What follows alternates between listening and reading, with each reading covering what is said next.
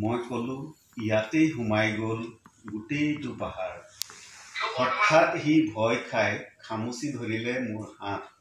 সন্মুখত বহু দূৰলৈ বিয়পি আছিল এখন শ্মশান। ইয়াতে এসময়ত আছিল তোমাৰ পূৰ্বপুৰুষৰ খেতি পথাৰ। কণমানিটো দৌৰিল। আমি পাই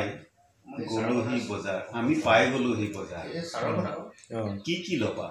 প্ৰশ্ন আৰম্ভ হ'ল দোকানী। ভাই, অলপ বৰষুণ, অলপ বোকা মাটি, এবটল নদী, সেই এবাকচ পাহাৰ, সৌফালে বেৰত আঁৰি থোৱা কিছু প্ৰকৃতিও দি দিয়া। আৰু এই বৰষুণৰ ইমান দাম কিয়? দোকানীয়ে ক'লে, এই আৰ্দ্ৰতা ইয়াৰ নহয়। বজাৰ মন্দা, দাম বহুত বাঢ়িছে।